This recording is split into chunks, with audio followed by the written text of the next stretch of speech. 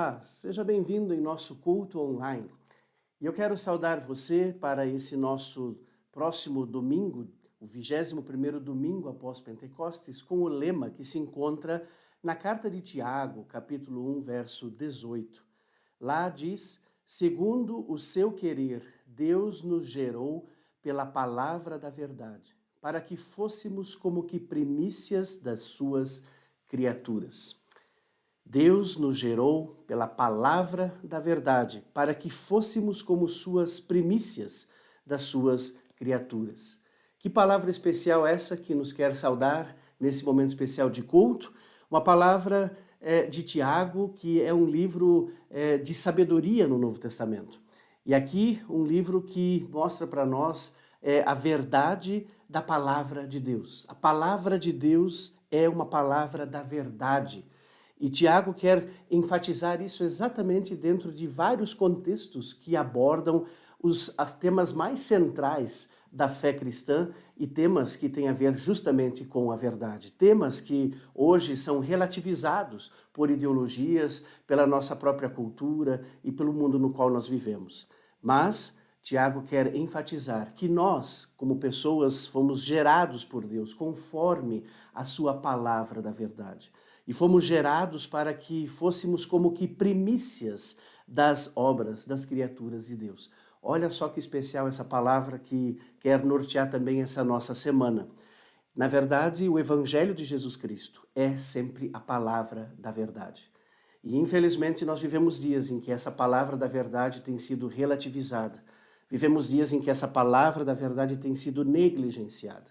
Ou ela é colocada ao lado de outras verdades e acaba perdendo o espaço e a relevância que ela tem. Por isso, é bem importante que nós, como comunidade cristã, tenhamos na palavra de Deus o nosso fundamento, porque essa é a palavra verdadeira. E Jesus é verdadeiro.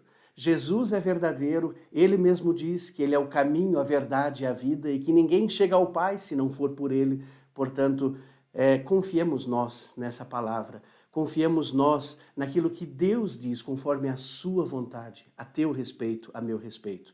E é disso que trata essa palavra de Tiago, capítulo 1. Segundo o seu querer, segundo a vontade de Deus, ele nos gerou, ele nos criou pela sua palavra da verdade, para que você e eu fôssemos as primícias das suas criaturas. Não que somos a cereja do bolo nesse mundo, não é nesse sentido que devemos entender essa palavra. Mas, sim, vivermos a partir desta palavra da verdade que nos torna pessoas especiais nesse mundo, que tem uma tarefa especial nesse mundo, de levar essa palavra da verdade, o conhecimento dos caminhos do Senhor, adiante. Que Deus abençoe você também ao ouvir a pregação da palavra de Deus nesse momento e que Ele também acompanhe você conforme a sua palavra da verdade. Quero convidar você a silenciar por uma palavra de oração. Bondoso Deus e Pai, nós te louvamos e te agradecemos, que a tua vontade é que a tua palavra da verdade seja relevante em nossa vida. Tu nos geraste, Senhor, como primícias das tuas criaturas, porque tu tens uma tarefa especial para nós. Tu nos fazes pessoas que não só vivem da tua palavra, mas que a anunciam. Obrigado, Senhor, que tu nos dás essa dignidade e que a tua palavra não só é fiel e verdadeira, mas ela nos testemunha de que tu enviaste o teu único Filho, Jesus Cristo, para nos perdoar e nos salvar. Por isso nós também chegamos, Senhor, diante da tua presença e pedimos-te perdão por tantas vezes negligenciarmos a tua palavra, por tantas vezes relativizarmos a verdade do teu evangelho, por muitas vezes misturarmos o teu evangelho com tantas ideias, filosofias, ideologias que nos cercam nesses dias. Senhor, perdoa, porque muitas vezes queremos caminhar o caminho mais fácil, mas nos desviamos da tua palavra e da verdade do teu evangelho. Traga-nos de volta, Senhor, e também fale conosco ao nosso coração nesta manhã, nesse dia, nesta noite em que ouvimos a tua palavra. Obrigado que podemos ter a tua palavra entre nós e que tu fales ao nosso coração. Isso nós pedimos, louvamos e agradecemos em nome do teu amado Filho Jesus Cristo, nosso Senhor. Amém. Nós queremos agora louvar ao nosso Deus com essa canção que será então colocada no vídeo e que você possa louvar a esse Deus que é um Deus verdadeiro e que tem palavras da verdade.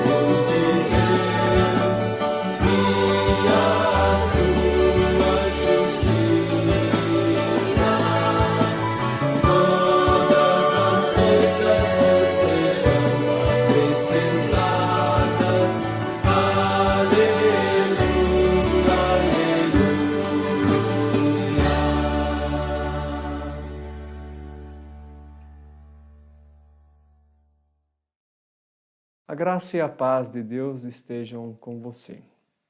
O texto indicado para a pregação para o 20º culto após Pentecostes encontra-se no Evangelho de Mateus, capítulo 22, os versículos 15 a 22.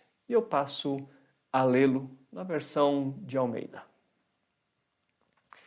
Então, retirando-se os fariseus, consultaram entre si como o surpreenderiam em alguma palavra. E enviaram-lhe discípulos juntamente com os herodianos, para dizer-lhe: Mestre, sabemos que és verdadeiro e que ensinas o caminho de Deus de acordo com a verdade, sem te importares com quem quer que seja, porque não olhas a aparência dos homens. Dize-nos, pois, que te parece? É lícito pagar tributo a César ou não? Jesus, porém, conhecendo-lhes a malícia, respondeu: Por que me experimentais, hipócritas? Mostrai-me a moeda do tributo. Trouxeram-lhe um denário. E ele lhes perguntou: De quem é esta efígie e inscrição? Responderam: De César. Então lhes disse: Dai, pois, a César o que é de César e a Deus o que é de Deus. Ouvindo isso, se admiraram e, deixando-o, foram-se. Para que reflexão esse texto convida a você? Que tema ele evoca? Em geral, quando esse texto é lido, as pessoas são arrastadas para o tema da relação entre política e fé cristã. Foi o que aconteceu com você? É esse um assunto importante e necessário para você e sua comunidade? Preciso dizer que no enredo que o evangelista Mateus desenvolve, o tema da relação entre política e fé é um tema secundário. Era um tema que, para os primeiros leitores e ouvintes do Evangelho de Mateus, não tinha a mesma importância e necessidade que tem para nós hoje. O tema que Mateus está abordando ao apresentar esse relato é de como os líderes religiosos entre os judeus, fariseus, sacerdotes, anciãos, rejeitaram Jesus, não o receberam como Messias, não creram que ele era a revelação última de Deus, não creram no anúncio da boa notícia da proximidade do reino dos céus na pessoa de Jesus. Você pode conferir como esse tema vem sendo desenvolvido desde o início do capítulo 21, com a entrada de Jesus em Jerusalém, na qual ele reivindica ser o rei que vem em nome do Senhor, a purificação do templo, onde Jesus reivindica ser o próprio Deus, e também os embates entre Jesus e os líderes religiosos dos judeus, nos quais Jesus anuncia que outras pessoas desqualificadas pelos líderes religiosos judeus teriam lugar no reino dos céus pela fé em Jesus, ao passo que os líderes religiosos judeus, pela incredulidade em Jesus, ficariam de fora do reino dos céus. Aí vem a questão do tributo, depois a questão da ressurreição e ainda a questão do grande mandamento. E elas são todas tentativas de anular ou pelo menos relativizar a autoridade de Jesus. Reparem no capítulo 22, o verso 15. Então, retirando-se os fariseus, consultaram entre si como os surpreenderiam em alguma palavra. Eles querem relativizar a palavra de Jesus. Mas repare também no capítulo 22, o verso 46, como termina essa tentativa. E ninguém daqueles que questionaram Jesus lhe podiam responder palavra, nem ousou alguém a partir daquele dia fazer-lhe perguntas. Com esses relatos, Mateus quer demonstrar que Jesus tem autoridade, mesmo que essa autoridade tenha sido negada pelos líderes religiosos entre os judeus lá na sua época. A relação entre política e fé cristã não é o tema principal e nem tem um destaque dentro do enredo em Mateus. Mas como é um tema necessário e diria até muito necessário para nós, Igreja de Jesus Cristo no Brasil em 2023, eu vou tentar ajudar que o texto nos visite e fale a nós sobre esse tema. Desenvolver o tema política e fé cristã é um desafio muito grande, por diversas razões, e uma delas é porque o tema é muito vasto. Por isso, assumindo o risco de deixar muitas pontas soltas, eu vou me concentrar em apenas um ponto que o texto nos auxilia dentro desse grande tema. O texto deixa muito claro que é preciso fazer distinção entre as coisas de César e as coisas de Deus. Ou podemos dizer, entre as coisas do reino de César, as coisas que dizem respeito às questões políticas desse mundo, e as coisas do reino de Deus, as questões do relacionamento correto com Deus. Como se diz, o texto quer dizer que uma coisa é uma coisa e outra coisa é outra coisa. Ambas existem e ambas têm a sua importância. Em ambas, a pessoa cristã e a Igreja de Jesus Cristo têm que viver, mas do ponto de vista da fé, ambas não têm a mesma importância e, portanto, não devem ser confundidas. O texto que nos visita na pregação dá sinais disso. Os fariseus e herodianos perguntaram a Jesus se é lícito pagar tributo a César. A palavra grega que a versão de Almeida traduziu por lícito é usada no Evangelho de Mateus apenas para as questões relacionadas à lei de Moisés. Os líderes religiosos, por exemplo, perguntam a Jesus se é lícito curar no sábado, se é lícito um homem repudiar a sua mulher. João Batista acusa Herodes, afirmando que não era lícito, do ponto de vista da lei de Deus, ele possuir a esposa do seu irmão. E o uso da expressão é justamente exclusivo para questões do relacionamento correto com Deus e de acordo com a sua lei. E percebe-se que nesse relato os fariseus e herodianos apresentam a questão do tributo como uma questão da relação correta com Deus. Apresentam uma coisa como outra coisa e outra coisa como uma coisa.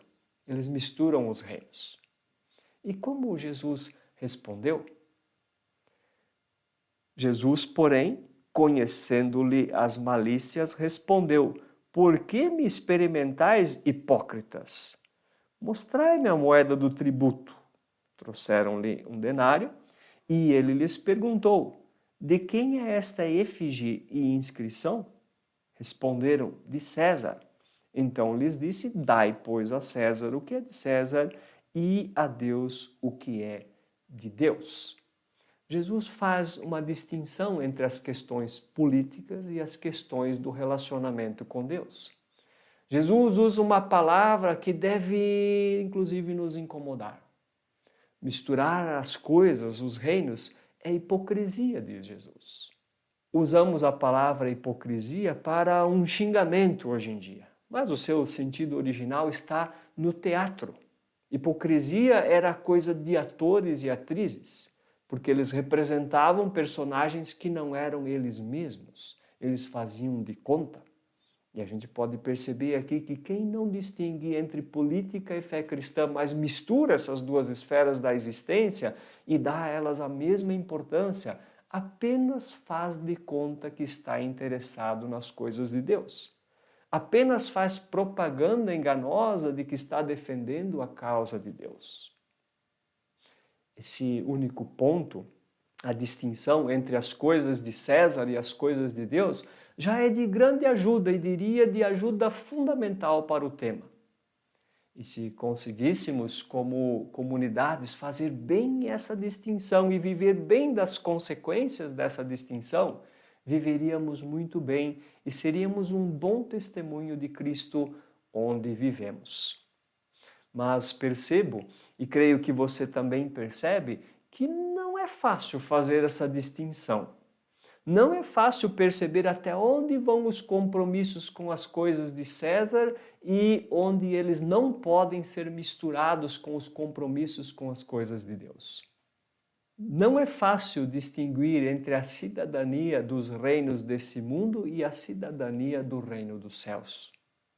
E percebo, e creio que você também percebe, que facilmente fazemos confusão e, por consequência, fazemos lambança em relação a esse assunto. Percebo que até conseguimos, em uma ou outra coisa ou em um e outro momento, distinguir entre as coisas de César e as coisas de Deus. E em uma coisa ou outra, ou em um momento ou outro, conseguimos viver de maneira correta os compromissos com o reino de César e os compromissos com o reino de Deus. Mas o que mais facilmente conseguimos fazer é confundir César e Deus. É misturar César e Deus. É trocar os compromissos que devemos a um e a outro. Para verificar se isso é assim ou não, quero apenas ler alguns recortes no Evangelho de Mateus que nos falam das coisas de Deus. Leio, por exemplo, no capítulo 5, o versículo 9. Bem-aventurados os pacificadores, porque serão chamados filhos de Deus. Leio também capítulo 5, verso 21 a 24. Ouvistes o que foi dito aos antigos: não matarás, e quem matar estará sujeito a julgamento. Eu, porém, vos digo que todo aquele que sem motivo se irar contra o seu irmão estará sujeito a julgamento. E quem proferir um insulto a seu irmão estará sujeito a julgamento do tribunal. E quem lhe chamar tolo estará sujeito ao inferno de fogo. Se, pois, ao trazeres ao altar a tua oferta, ali te lembrares de que teu irmão tem alguma coisa contra ti, deixa perante o altar a tua oferta, vai primeiro reconciliar-te com o teu irmão, e então, voltando, faze a tua oferta. Ainda no capítulo 5, versículo 38 a 48. Ouviste o que foi dito, olho por olho, dente por dente. Eu, porém, vos digo, não resistais ao perverso. Mas a qualquer que te ferir a face direita, volta-lhe também a outra.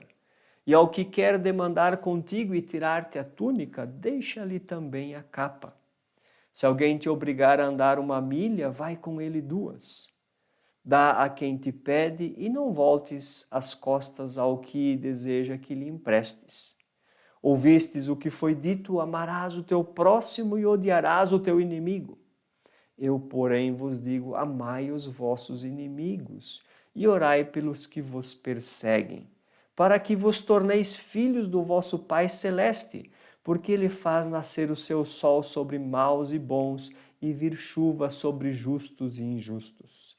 Porque se amardes os que vos amam, que recompensa tendes? Não fazem os publicanos também o mesmo? E se saudardes somente os vossos irmãos, que fazeis demais? Não fazem os gentios também o mesmo? Portanto, sede vós perfeitos, como perfeito é o vosso Pai Celeste. Leio também no capítulo 18, os versículos 15 até 35. Se o teu irmão pecar contra ti, vai arguí-lo entre ti e ele só. Se ele te ouvir, ganhasse a teu irmão. Se, porém, não te ouvir, toma ainda contigo 1 ou 2 pessoas, para que, pelo depoimento de 2 ou 3 testemunhas, toda a palavra se estabeleça. E se ele não os atender, dize-o à igreja, e se recusar a ouvir também a igreja, considera como gentil e publicano. Em verdade vos digo que tudo o que ligardes na terra terá sido ligado nos céus, e tudo o que desligardes na terra terá sido desligado nos céus. Em verdade também vos digo que se 2 dentre vós, sobre a terra, concordarem a respeito de qualquer coisa que porventura pedirem, ser-lhe-ás concedida por meu Pai que estás nos céus. Porque onde estiverem 2 ou 3 reunidos, em meu nome, ali estou no meio deles. Então Pedro, aproximando-se, lhe perguntou, Senhor, até quantas vezes meu irmão pecará contra mim, que eu lhe perdoe? Até 7 vezes? Respondeu-lhe Jesus, não te digo que até 7 vezes, mas até 70 vezes 7. E por isso o reino dos céus é semelhante a um rei que resolveu ajustar contas com os seus servos. E, passando a fazê-lo, trouxeram-lhe um que lhe devia 10.000 talentos, ou seja, 164.000 anos de trabalho. E não tendo ele, porém, com que pagar, ordenou o Senhor que fosse vendido ele, a mulher, os filhos e tudo quanto possuía, e que a dívida fosse paga. Então o servo, prostrando-se reverente, rogou, sê paciente comigo e tudo te pagarei. E o senhor daquele servo, compadecendo-se, mandou-o embora e perdoou-lhe a dívida. Saindo, porém, aquele servo, encontrou um dos seus conservos que lhe devia 100 denários, ou seja, 100 dias de trabalho. E agarrando-o, sufocava-o, dizendo, paga-me o que me deves. Então o seu conservo, caindo-lhe aos pés, lhe implorava, sê paciente comigo e te pagarei. Ele, entretanto, não quis. Antes, indo-se, o lançou na prisão até que saldasse a dívida. Vendo os seus companheiros o que se havia passado, entristeceram-se muito e foram relatar ao seu senhor tudo o que acontecera.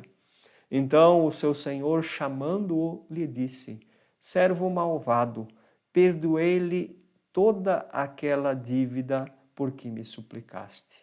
Não devias tu igualmente compadecer-te do teu conservo, como também eu me compadeci de ti? E, indignando-se, o seu senhor o entregou aos verdugos, até que lhe pagasse toda a dívida. Assim também meu Pai Celeste vos fará, se do íntimo não perdoardes cada um a seu irmão. Nos últimos anos, em nossas comunidades, a questão do reino de César nos tem ocupado muito. Tem determinado decisões, tem determinado relacionamentos, tem determinado a agenda da comunidade, tem determinado esforços, tem determinado a vida das pessoas e a vida da comunidade. O quanto nos temos ocupado com os temas dos textos que acabei de ler? Eles têm determinado decisões, têm determinado a agenda da comunidade, têm determinado esforços, têm determinado relacionamentos. Vou fazer uma pergunta mais complicada ainda. Se você tivesse que fazer duas listas, na primeira alistar os nomes dos irmãos e irmãs na fé, aí da sua comunidade, que você rompeu o relacionamento por causa de política, e na segunda lista você alistasse o nome dos irmãos e irmãs que você buscou reconciliação por causa da fé em Jesus. Qual das listas estaria maior? Qual reino tem sido o que buscamos em primeiro lugar? Eu desejo que esses textos nos conduzam, se necessário, ao arrependimento. Arrependimento não apenas como um sentimento de tristeza e remorso, mas como atitude prática, como obediência, inclusive, ao que os próprios textos que foram lidos nos orientam, de buscar os irmãos para ter reconciliação. No início da pregação, eu assumi o risco de deixar muitas pontas soltas ao abordar o tema da relação entre política e fé cristã. E certamente eu deixei muitas pontas soltas. Mas eu peço que as pontas soltas não o impeçam de pensar seriamente nesse único ponto que apresentei. Por fim, eu quero deixar o tema aberto com uma afirmação final. Como cristãos, certamente não devemos desprezar o reino de César como se ele não existisse e como se não tivéssemos responsabilidades diante dele. Mas ele não deve ter o primeiro lugar em nossas vidas. Não deixemos de crer que o reino de César nunca será o reino de Deus e o reino de Deus nunca será o reino de César. E que nessa fé e na fé em Jesus Cristo busquemos viver dos princípios do reino de Deus dentro das nossas comunidades. Que essa palavra de hoje o faça refletir. Se você tem dado a César aquilo que é de Deus e tem dado a Deus aquilo que é de César. Que Deus nos ajude. Amém. Bem-aventurado é todo aquele que ouve a palavra do Senhor e aguarda em seu coração. Aleluia. Que esta palavra que você acabou de ouvir possa fortalecer a sua vida de fé e possa te ajudar a ser testemunha da verdade do Evangelho de Jesus Cristo. E nós encerramos esse culto recebendo a bênção do nosso Deus. Que o Senhor te abençoe e te guarde, que o Senhor faça resplandecer o seu rosto sobre ti e tenha misericórdia de ti. Que o Senhor Deus levante o seu rosto e te dê a sua paz, agora e para todo sempre. Amém. Sirva ao Senhor com alegria e viva na presença dele. Amém.